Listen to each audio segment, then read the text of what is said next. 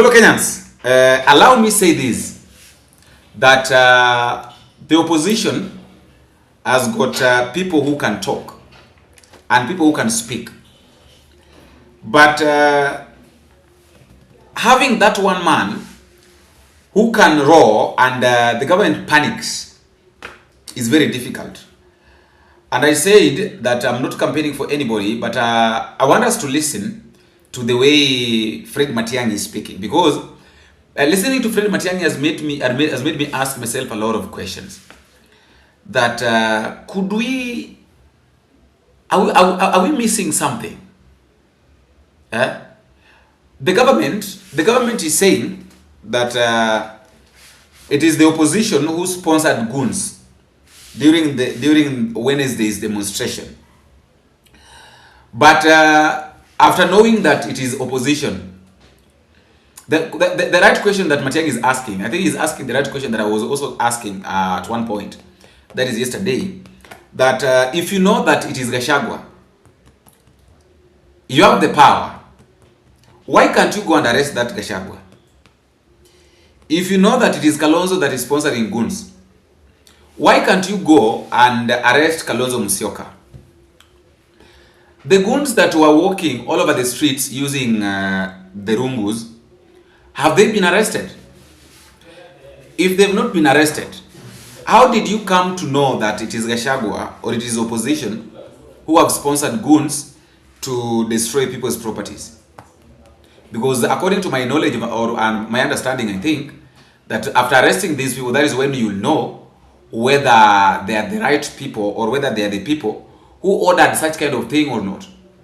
Suppose you cannot tell us that it is them, it is the opposition. If you don't have any proof that it is the opposition who did this, then you better shut up. So Matiangi is speaking very well that go and arrest, go and arrest. If it is go and arrest Matiangi. If it is Martha Karua, go arrest Martha Karua. If it is Rigathi Gachagua, Rigathi Gachagua, go arrest Rigathi Gachagua. Don't be shouting all over the internet, oh, Mara Gachagua and this, Mara Gachagua that, Mara. Yet you can't arrest Gachagua. Go arrest Gachagua. So if the opposition are organizing these things and causing this, unangoja filimbi ya nani kukamata hao watu wa opposition? Kamata watu. Yeah, if you have facts about you are saying so and so is funding this, so and so is funding, why are you telling us a story? And I want to say this, if there is no justice, there will never be peace in this country. If there is no justice, Kenya will never be anything. So let the president decide whether he wants to be a statesman or a local village boy who has got power and money. Thank you. If that is what you're good at, go and arrest them. Stop making a lot of noise. Stop blaming people every now and then. Stop blaming Gachagua. Yet you can't do a simple task. For how long will we keep on blaming people who are not even aware of what was going on? You are buying goons, you as a government, you're buying goons to destroy, to interact with people's businesses, to destroy people's properties, and then you want to put it on. I was very curious when I was seeing, when I saw Murkomen with a lot of IDs in front of Quickmart. And I asked myself these questions. Question number one that I asked myself was this. So Murkomen wants to tell us that these goons, all of them agreed, after stealing, they agreed, they said that let us leave all our IDs here. Who is that stupid fool, thief, who would go and steal and then leave his ID card behind? Who is that? Do you have such stupid thief? No. Do you have such kind of thief who would go and steal? You know very well that what you're doing is wrong or what you've done is wrong, and then you leave your ID behind intentionally. Do you have such kind of people? Hawa watu waache kutupima akili bana. Hawa watu wanatuangalia hivi, wanatuona kama sisi ni wajinga, ya kwamba we can't reason. They think that we can't reason. Wanatuma kwamba watu wa Kenya ni watu wale watu ambao hawawezi wakafikiria kabisa. We think, we see, and we know. The second thing I've heard Jimmy Wanjigi talking about the Sabasaba. I don't know that is what is making William Ruto panic, because William Ruto is asking that we Kenyans should tell him how we need him to go, because we are saying every now and then we say that Ruto must go. So we need to tell him how we want him to go. Jimmy Wanjigi is saying that there is Sabasaba, something that has really brought a lot of attention in this country, and a lot of people have talked about it. Some people are saying that Jimmy Wanjigi should be the first person to come out and protest with his family. Some people are saying that he's writing that while in home bank, underground home bank. Jimmy Wanjigi was on the, alikuwa kwenye demonstration on Wednesday kama sijakosea. But this issue of Sabasaba, because according to his information, is what he has tweeted, he's saying directly that people are supposed to go to the State House. I don't know what's going on, and I don't know why a lot of people are obsessed with this State House. If the Gen Zs failed on Wednesday, then hii Sabasaba iachane nayo kabisa. Sabasaba watu waache kabisa. Watu waachane nayo. Because demonstrations cannot, if it failed to solve the problem this week, then it will not solve any problem according to how I think.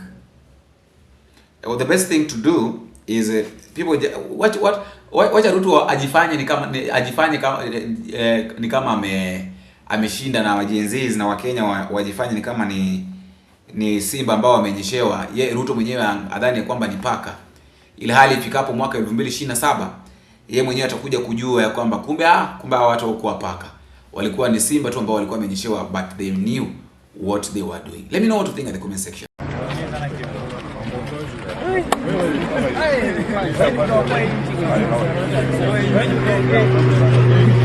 It's very difficult to do anything when the country is in the situation in which it is right now.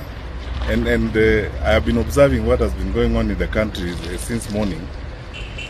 Like many of us who are interested in what's happening in the country. And quite frankly, it's very painful and very unfortunate to see what is going on in the country, because I don't think there's someone around who thinks we should be living like this every day. And our young people getting out, expressing themselves, and the level of violence that we have seen, the level of destruction in the country is unbearable. And we cannot pretend that there are no issues. And this has nothing to do with politics.